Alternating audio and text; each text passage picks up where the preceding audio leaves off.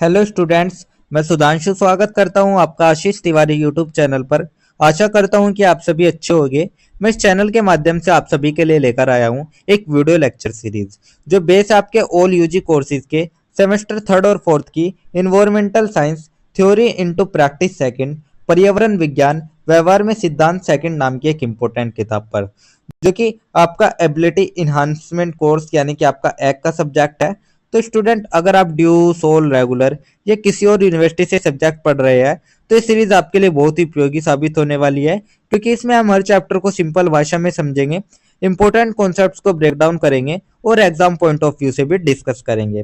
तो स्टूडेंट, अगर आप DU, SOL, regular, NCWEB and other किसी के भी सब्जेक्ट को समझना चाहते हैं आसानी से, तो चैनल को सब्सक्राइब कर लीजिएगा, वीडियो को लाइक कर लीजिएगा और अपने दोस्तों के साथ शेयर करना ना भूलें। एंड सोल से रिलेटेड डेली अपडेट्स के लिए आप सभी हमारा व्हाट्सएप चैनल फॉलो कर लीजिएगा। तो चलिए शुरू करते हैं। मैं आपका स्वागत करता हूं ऑल यूजी कोर्सेज के थर्ड और फोर्थ सेमेस्टर की environmental science theory into practice second नाम की इम्पोर्टेंट किताब के चैप्टर नंबर 19 के इस वीडियो लेक्चर में। इससे पहले की वीडियो में हमने चैप्टर नंबर 18 के इंपॉर्टेंट टॉपिक डिस्कस किए थे, और आज की वीडियो में हम हमारे जो कि हमारा लास्ट चैप्टर रहने वाला है हमारे सिलेबस का, चैप्टर नंबर 19, उसके इंपॉर्टेंट टॉपिक डिस्कस करने जा रहे हैं, जिसमें हम पर्यावरण विज्ञान की व्यवहारिक समझ को डिस्कस करेंगे। तो चलिए इस चैप्टर की जो हम शुरुआत कर लेते हैं वो हम सबसे पहले एक टॉपिक से कर लेते हैं, जो कि हमारा रहने वाला है पर्यावरणीय परिसंपत्तियों का दस्तावेजीकरण, स्थानीय क्षेत्र का दौरा। तो स्टूडेंट, कल्पना कीजिए आप अपने दोस्तों और टीचर के साथ किसी नदी, जंगल या पहाड़ी इलाके की सैर पर निकले हैं। वहां आप पेड़ पौधे, जानवर और मिट्टी को पानी को ध्यान से देख रहे हैं। तो यही कहलाता हमारा पर्यावरणीय परिघटनाओं का दस्तावेजीकरण। तो किसी क्षेत्र, नदी, जंगल, घास का मैदान, पहाड़ी का सर्वेक्षण करके वहां की प्राकृतिक संपत्तियों को दर्ज करना, उसको ही हम पर्यावरण का दस्तावेजीकरण कहते हैं। इसमें हमारे पौधे, जानवर, मिट्टी, जल स्रोत, खनिज और स्थानीय समुदाय का विवरण शामिल होता है। और इसमें हमें प्रकृति के संसाधनों को लिखित रूप में दर्ज करते हैं, जैसे कि पौधे और औषधीय जड़ी बूटियां, जानवर और पक्षी, मिट्टी और खनिज, जल स्रोत और वहां रहने वाले स्थानीय समुदाय का जीवन। उद्देश्य क्या होता है? यह समझना कि अलग अलग पारिस्थितिक तंत्र किस तरह पर्यावरणीय संतुलन बनाए रखता है। तो इसका उद्देश्य है यह समझना कि अलग अलग जो पारिस्थितिक तंत्र है, जो इकोसिस्टम है, वो किस तरीके से पर्यावरण का संतुलन बनाए रखते हैं। तो ये तो हमारा पर्यावरणीय परिसंपत्तियों का दस्तावेजीकरण हो गया। इसके बाद जो हमारा नेक्स्ट टॉपिक आता है वो हमारा आता है प्रत्येक पारिस्थितिक तंत्र की पर्यावरणीय परिसंपत्तियां।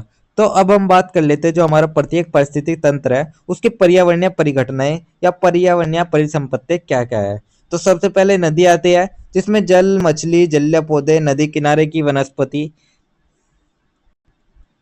ये सभी पाए जाते हैं। तो ये हमारे जीवन का आधार है। उसके बाद आता है जंगल, जिसमें जो कि हमारा ऑक्सीजन का स्रोत है। इसमें लकड़ी, पेड़ पौधे, जड़ी बूटियां, वन्य जीव, औषधीय संसाधन, ये सभी आते हैं। उसके बाद हमारा आता है थर्ड, घास के मैदान, जिसमें घास की प्रजातियां, शाकाहारी जीव, पशुपालन संसाधन, ये सभी हमें देखने को मिलते हैं, जैसे कि गाय, बैल और चराई के संसाधन, हिरण, खरगोश। फिर आता है हमारा पहाड़ी पहाड़, जिसमें खनिज, पत्थर खनिज, औषधीय पौधे और जल स्रोत, पर्यटन, ये सभी हमारे पहाड़ी क्षेत्र में आने हैं। यानी कि प्रकृति का हर हिस्सा हमारे जीवन से जुड़ा हुआ है। तो यही थे हमारे प्रत्येक परिसंपत्ति तंत्र की पर्यावरणीय परिसंपत्तियां। इसके बाद जो हमारा नेक्स्ट टॉपिक आता है हम उसको देख लेते हैं। तो सबसे पहले हम बात कर लेते हैं हमारे नदी पारिस्थितिकी तंत्र की।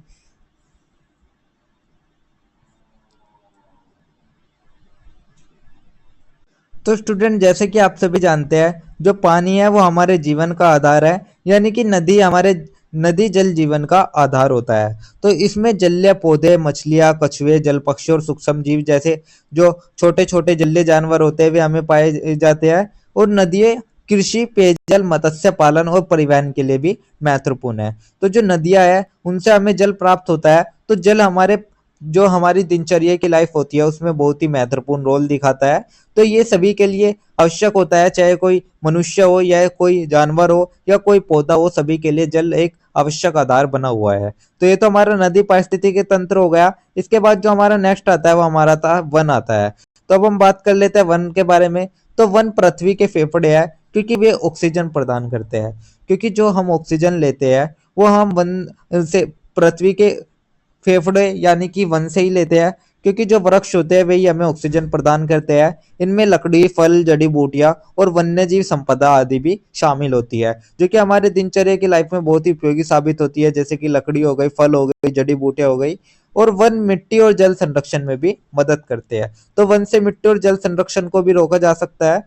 तो ये हमारा वन था। इसके बाद जो हमारा नेक्स्ट टॉपिक आता है वो हमारा आता है घास के मैदान। तो अब हम बात कर लेते हैं घास के मैदान के बारे में। तो जो घास के मैदान होते हैं वे पशुपालन और कृषि के लिए बहुत ही ज्यादा उपयोगी हो जाते हैं।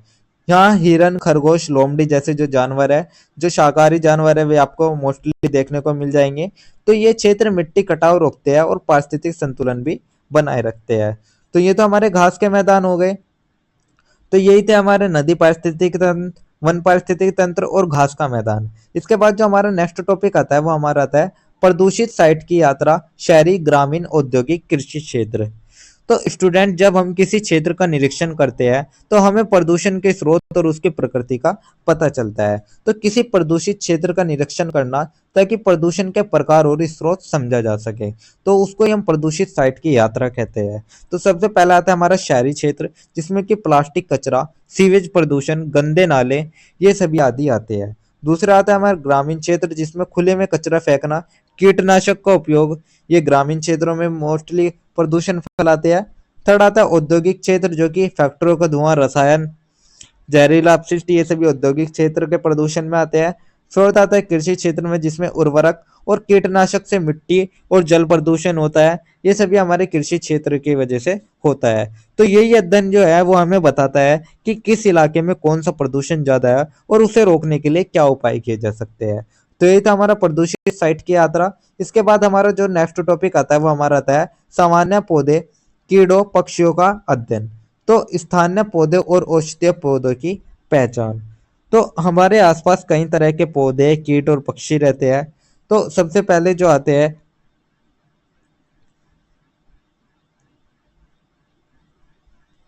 वे आते हैं कीट, जिसमें कि आपके जैसे कीट हो गए, जैसे कि तितली हो गई, मधुमक्खी हो गई, जो कि परागन में सहायक होती है। टिड्डी, जो कि फसल नुकसान के लिए बहुत ही ज्यादा नुकसानदायक साबित होती है।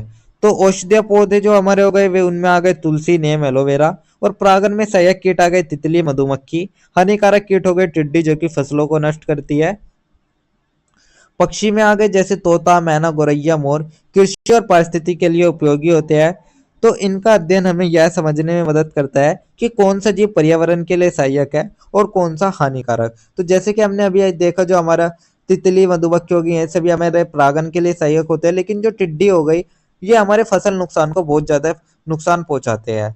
तो इसीलिए जो टिड्डी है वो हमारे पर्यावरण के लिए नुकसानदायक, हानिकारक है। लेकिन जो तितली और मधुमक्खी है वे परागन के लिए बहुत ही अच्छे साबित होते हैं। तो ये थे हमारे सामान्य पौधों, कीटों, पक्षियों का अध्ययन। इसके बाद जो हमारा नेक्स्ट टॉपिक आता है वो हमारा आता है सरल पारिस्थितिक तंत्र का अध्ययन। तो अब हम बात कर लेते हैं जो हमारे विभिन्न पारिस्थितिक तंत्र हैं, उन सभी पारिस्थितिक तंत्र को अध्ययन कर लेते हैं। तो सबसे पहला आता है हमारा वन, जिसमें पेड़, शाकाहारी जीव, मांसाहारी जीव। तो ऊर्जा प्रवाह, वन जो है वो एक ऊर्जा प्रवाह का स्रोत है, क्योंकि इसमें पेड़ होते हैं। पेड़ को शाकाहारी जीव खाते हैं और शाकाहारी जीव को मांसाहारी जीव। वन मिट्टी और जल संरक्षण करते हैं और ऑक्सीजन का स्रोत है। तो जंगल से हमें मिट्टी और जल संरक्षण में सहायता मिलती है और ये हमारे ऑक्सीजन का स्रोत भी है। तो ये तो हमारा वन हो गया। इसके बाद हमारा आता है घास का मैदान। तो घास को शाकाहारी जीव खाते हैं, जैसे कि गाय, हिरन। और फिर गाय, हिरन को मांसाहारी जीव खा लेते हैं, जैसे कि भेड़िया और शेर। और यह पशुपालन के लिए सबसे ज्यादा उपयोगी और कृषि के लिए भी उपयोगी माने जाते हैं।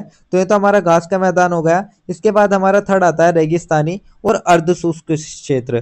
तो कम वर्षा और कम वातावरण, यानी कि यहाँ कम वर्षा और कठिन वातावरण होता है। यहाँ ऊंट, कछुआ, कांटेदार, ये सभी पौधे इसमें पाए जाते हैं।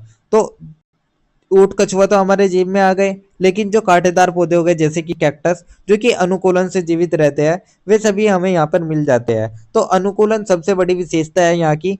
तो ये था हमारा रेगिस्तानी और अर्धशुष्क क्षेत्र। इसके बाद जो हमारा नेक्स्ट टॉपिक आता है वो हमारा आता है जलीय पारिस्थितिकी तंत्र। तो अब हम बात कर लेते हैं जलीय पारिस्थितिकी तंत्र की, जिसमें तालाब, झील, नदी, समुद्र आदि आ जाते हैं। इनमें मछली, कछुए, जल पक्षी, कमल, शैवाल आदि पाए जाते हैं और यह भोजन और रोजगार का सबसे बड़ा स्रोत भी माने जाते हैं। तो ये था हमारा जलीय पारिस्थितिकी तंत्र। तो यही थे हमारे कुछ विभिन्न पारिस्थितिकी तंत्र का अध्ययन, जिसमें हमने वन देखा, घास का मैदान देखा, रेगिस्तानी और अर्धशुष्क क्षेत्र देखा, जलीय पारिस्थितिकी तंत्र देखा। इसके बाद जो हमारा नेक्स्ट टॉपिक आता है वो हमारा एक छोटा सा निष्कर्ष आता है। तो अब हम पूरे चैप्टर का एक छोटा सा निष्कर्ष देख लेते हैं। तो निष्कर्ष में हम देखेंगे, पर्यावरण विज्ञान की व्यावहारिक समझ हमें यह सिखाती है कि प्राकृतिक संसाधनों का संरक्षण कैसे किया जाए। तो स्टूडेंट, पर्यावरण विज्ञान की व्यावहारिक समझ हमें यही सिखाती है कि हमें प्रकृति को केवल किताबों में नहीं बल्कि अपने आसपास देखकर समझना चाहिए। स्थानीय स्तर पर निरीक्षण और अध्ययन करने से हमें प्रदूषण, पारिस्थितिकी और जैव विविधता की वास्तविक स्थिति समझ आती है। तो दस्तावेजीकरण, प्रदूषित क्षेत्रों का अध्ययन, पौधे जीवों का निरीक्षण, तो ये सभी हमें वास्तविकता से जोड़ते हैं। यही समझ सतत विकास और पर्यावरणीय संतुलन बनाए रखने में मदद करती है। तो स्टूडेंट याद रखिए, प्रकृति हमारी किताब है और धरती हमारी प्रयोगशाला। अगर हम इसे समझेंगे और सुरक्षित रखेंगे तो आने वाले पीढ़ियों का जो भविष्य है वो भी सुरक्षित रहेगा। तो ये था हमारा एक छोटा सा निष्कर्ष, जिसके साथ हमारा चैप्टर नंबर 19 कंप्लीट होता है। साथ ही हमारे जो environmental science theory into practice second subject का सिलेबस है वो भी हमारा कंप्लीट होता है, क्योंकि इसमें हमारे टोटल 19 ही चैप्टर थे, जो कि मैंने एक एक करके आपको बता दिए हैं। तो ये था हमारा environmental science theory into practice second subject का सिलेबस, जिसके इंपॉर्टेंट टॉपिक्स मैंने आपको शॉर्ट्स में एक्सप्लेन कर दिया है। तो अगर किसी भी स्टूडेंट को ये पीडीएफ या नोट्स चाहिए होंगे तो आप सभी हमारे टेलीग्राम चैनल को ज्वाइन कर लीजिएगा, वहाँ आपको ये पीडीएफ या नोट्स मिल जाएंगे। एंड अगर किसी भी स्टूडेंट का किसी भी तरह का कोई भी डाउट या किसी भी तरह की कोई क्वेरी होती है तो आप हमारे कमेंट सेक्शन में या फिर हमारे इंस्टा पेज को फॉलो करके भी पूछ सकते हैं। डेली अपडेट्स के लिए आप सभी हमारा व्हाट्सएप चैनल फॉलो कर लीजिएगा। और अगर आपको ये लेक्चर उपयोगी लगा तो वीडियो को लाइक करें, चैनल को सब्सक्राइब करें और अगले सब्जेक्ट के लिए तैयार रहिएगा। तो आप सभी का बहुत बहुत धन्यवाद। आपका दिन शुभ रहे।